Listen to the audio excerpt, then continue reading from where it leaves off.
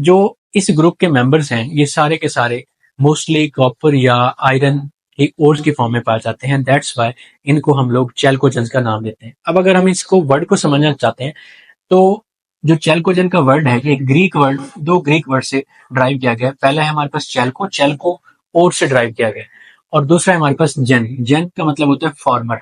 तो अगर हम इन दोनों को कलेक्ट ऐड करते हैं, मिलाते हैं, तो हमारे पास बन जाता है दीज आर ओर फॉर्मर, क्योंकि इस ग्रुप के, इस फैमिली के सारे मेंबर जो होते हैं वो ओर के फॉर्म में पाए जाते हैं, ओर बनाने में टेक पार्ट करते हैं। That's why they are called as ore former. It mean अगर हम इंग्लिश में बात करते हैं तो दीज आर चैल्कोजेंस।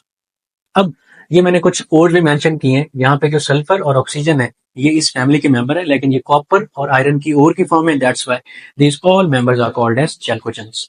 अब अगर हम इनके मेंबर्स की बात करते हैं तो they include oxygen, sulphur, selenium, tellurium, polonium and livermorium. ये एक नया एलिमेंट है जो यहाँ पे ऐड किया गया है इस ग्रुप के अंदर, पहले ये नहीं था।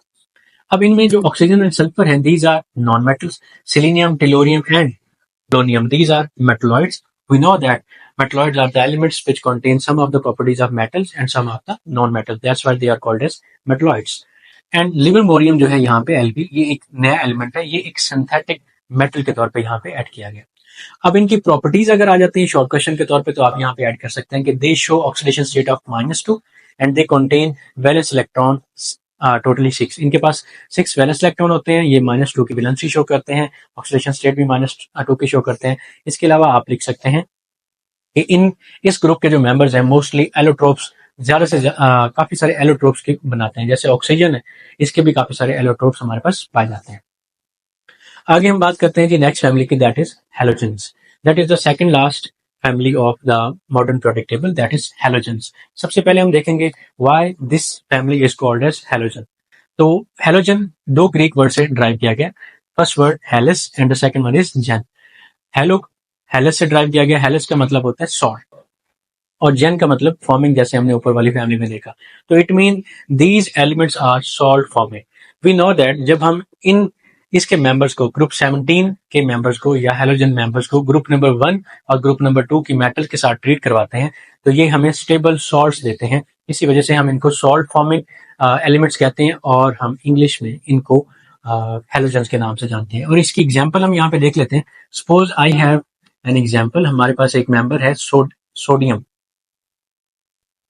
ग्रुप नंबर 1 का मेटल है, काफी रिएक्टिव है, और इसका हम इसमें से किसी एक मेंबर से, सपोज मैंने क्लोरीन से इसका रिएक्शन करवाया, तो ये हमें एक स्टेबल सॉल्ट देगा, that is known as NaCl, sodium chloride. Reaction को बैलेंस करने के लिए यहाँ पे 2 प्लेस कर देंगे, यहाँ पे भी 2, and we know very well that this is the chemical formula of the sodium chloride which is known as stable salt, जो हम घर में इस्तेमाल भी करते हैं। तो हमने देखा कि ये मेंबर्स जैसे क्लोरीन है, हैलोजन, ग्रुप 1 या 2 की मेटल के साथ रिएक्ट करके स्टेबल सॉल्ट फॉर्म करते हैं। That's why they are called as salt forming elements in Greek, and in English they are called as halogens. अब हम इनकी definition proper करेंगे। The elements of the group 17 are called as halogens in modern periodic table, and they include fluorine, chlorine, bromine, iodine, astatine, and that one is the new element which have been recently added in the modern periodic table, that is called as tennessine. अगर हम specifically इसमें इनकी nature की बात करते हैं तो ये जो fluorine and chlorine, these are gases at room temperature. This one is liquid at room temperature. And iodine and astatine. Astatine एक रेडियोएक्टिव एलिमेंट है, इसकी ज्यादातर प्रॉपर्टीज बुक्स में मेंशन नहीं होती।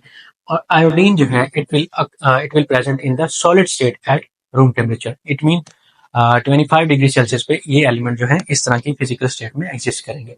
अगर इनकी प्रॉपर्टीज की बात हम करते हैं तो हैलोजेंस की इलेक्ट्रॉन अफिनिटी, यानी कि इलेक्ट्रॉन को गेन करने की कैपेबिलिटी बहुत ज्यादा होती है, क्योंकि इनके आउटर मोस्ट शेल में 7 इलेक्ट्रॉन होते हैं, और हम कहेंगे इनका न्यूक्लियर चार्ज ज्यादा होता है। दूसरी बात, इनकी इलेक्ट्रोनेगेटिविटी बहुत ज्यादा होती है। बाकी सारे एलिमेंट से ज्यादा जो मोस्ट इलेक्ट्रोनेगेटिव एलिमेंट है वो इसी ग्रुप में, इसी फैमिली में पाए जाते हैं। और इसकी सबसे अच्छी एग्जाम्पल हमारे पास फ्लोरीन की maximum electron affinity periodic table में, दैट इज 4.0, जो कि पाउलिंग ने हमें बताई थी। फ्लोरीन की इलेक्ट्रोनेगेटिविटी 4.0। इट मीन अगर हम कहें कि the most reactive non metal of the periodic table, तो वो आएगी हमारे पास फ्लोरीन। इसकी इलेक्ट्रोनेगेटिविटी 4.0 है। इलेक्ट्रोनेगेटिविटी क्या होती है? It is the ability to attract the share pair of electron towards itself. जब कोई केमिकल बॉन्ड बना होता है तो इलेक्ट्रॉन पेयर को यानी कि बॉन्ड पेयर को अपनी तरफ अट्रैक्ट करने की जो कैपेबिलिटी होती है that is called as electronegativity, जो कि फ्लोरीन की सबसे ज्यादा है। तो most non metallic element of periodic table that is fluorine, and most metallic element of periodic table की अगर हम बात करें तो वो ग्रुप नंबर 1 में होगा, क्योंकि metallic character top to bottom increase करता है। तो अगर हम ग्रुप नंबर 1 में बात करते हैं जो कि एल्कली मेटल्स हैं, तो इसका सबसे बॉटम में जो मेंबर पाया जाता है that is the most metallic, या इसको हम कह सकते हैं that is the most reactive metal in periodic table. इसके साथ हम मोस्ट का वर्ड भी यूज करें, that is the most reactive metal in the periodic table, and most reactive non metal that is fluorine. ये एमसीक्यू के तौर पे आपसे पूछा जा सकता है। आगे हम बात करते हैं तो इनकी ऑक्सीडेशन स्टेट हैलोजेंस की -1 में होती है और इनके पास 7 वैलेंस इलेक्ट्रॉन लाई करते हैं। ये सारे की पॉइंट्स आप जो है इनकी प्रॉपर्टीज के तौर पे यूज कर सकते हैं।